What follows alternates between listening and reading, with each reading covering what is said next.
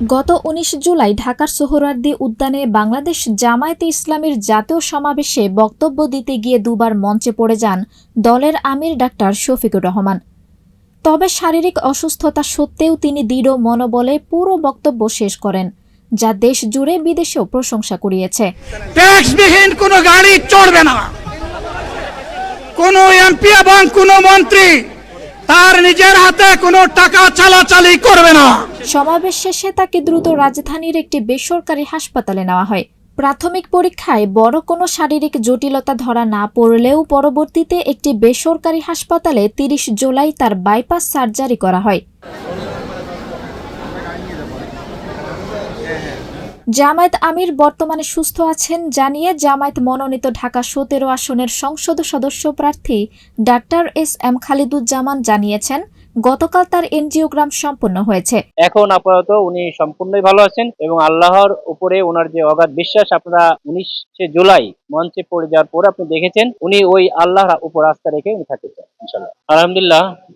প্রিয় দেশবাসীকে আসসালামু আলাইকুম।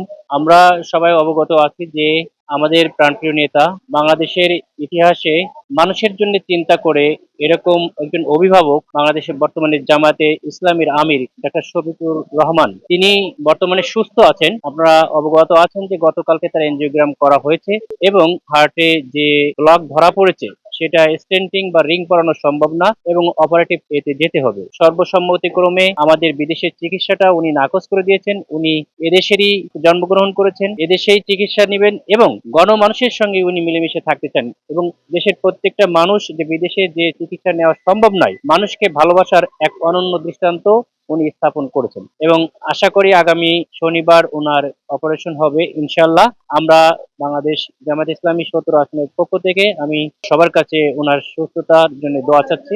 সবাই আপনারা দোয়া করবেন ইনশাআল্লাহ। উনি ভালো আছেন, উনি দোয়া চেয়েছেন সবাই। ইনশাআল্লাহ আমরা আশা করি শনিবারে সকালেই এটা অপারেশনটা হবে ইনশাআল্লাহ। বিদেশে যাওয়ার কথা বলা হলেও উনি যেহেতু একজন রাজনীতিবিদ, উনি চান বাংলাদেশ সিঙ্গাপুরে যে ট্রিটমেন্ট না করে ওনার কথা একটাই যে বাংলাদেশই ইনশাল্লাহ সিঙ্গাপুর হবে। এই যে প্রত্যয় নিয়ে উনি কাজ করছেন এবং বাংলাদেশের চিকিৎসক সমাজের উপরে ওনার আত্মবিশ্বাস, উনি নিজেও একজন চিকিৎসক, পরিবারের সবাই চিকিৎসক, আমি নিজেও ওনার সঙ্গী হিসেবে আছি, আমি একজন চিকিৎসক। তো আমরা আশা করি এদেশের চিকিৎসা ব্যবস্থার উপরে মহান রবের উপরে আস্থা করে থাকছেন, উনি সুস্থ হয়ে যাবেন ইনশাল্লাহ।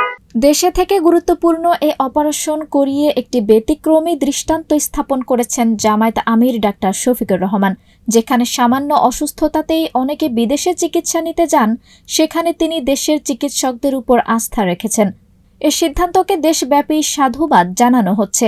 এদিকে দলীয় নেতাকর্মী থেকে শুরু করে দেশে বিদেশের বহু মানুষ তার সুস্থতা কামনায় দোয়া করেছেন। আঞ্জুম হক আরবি, প্রজন্ম ২৪।